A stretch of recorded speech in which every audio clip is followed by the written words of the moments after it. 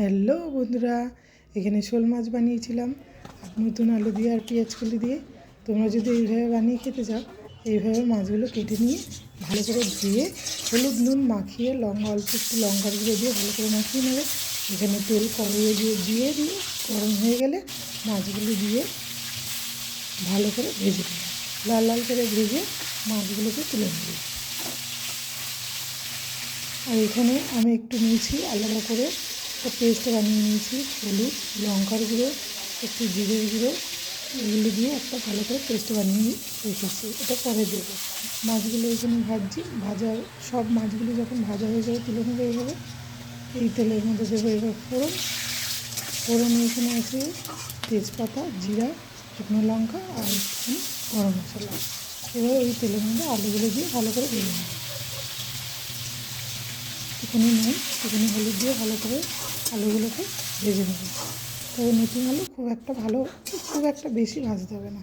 আলুগুলো এইভাবে ভাজা হয়ে গেছে, তুলে নিয়েছি। এবার এখানে মশলা নিয়েছি আদা রসুন কাঁচা লঙ্কা কুচি, পেঁয়াজ কুচি, টমেটো কুচি। পেঁয়াজটা ভালো করে ভাজা হয়ে গেলে তারপরে যে টমেটো আদা রসুন এগুলো সব কিন্তু পেস্ট করে নেব। এখানে পেঁয়াজটা ভাজা হয়ে গেছে, এবার এর মধ্যে দিয়ে দিলাম এই মশলাটা আর এখানে কাঁচা লঙ্কা কুচিগুলো এর মধ্যে দিয়ে দিলাম। মশলাটা ভালো করে নাড়িয়ে চাড়িয়ে এইভাবে কষিয়ে নিতে হবে। এখানে নুন দিয়ে দিলাম। বাকি সব মশলাটা দেওয়া হয়ে গেছে, এই জন্য নুনটা পরে দিলাম। আর এই যে পেস্টটা বানিয়ে রেখেছিলাম এটা এখন দিলাম।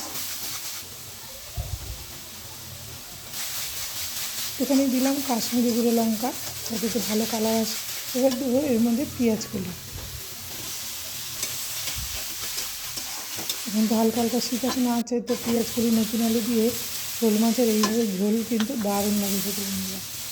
মাখা মাখা ঝোল না, খুব যে ঝোল তা না, মাখা মাখা।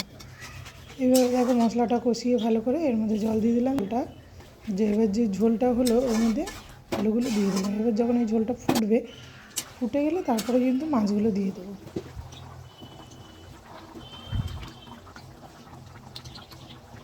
এবার এই মাছগুলো সব ঝোলের মধ্যে দিয়ে দেবো।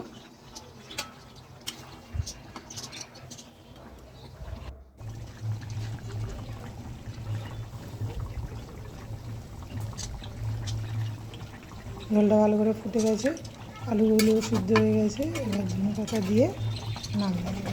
কি সুন্দর কালার এসছে দেখুন বন্ধুরা। এইভাবে করে খেলে কিন্তু দারুণ লাগে খেতে। তো বন্ধুরা, যদি ভালো লাগে আমার ভিডিওটা তাহলে লাইক শেয়ার কমেন্ট করে দিও। আর সাবস্ক্রাইব করতে কিন্তু একদম ভুলো না। তো টাটা।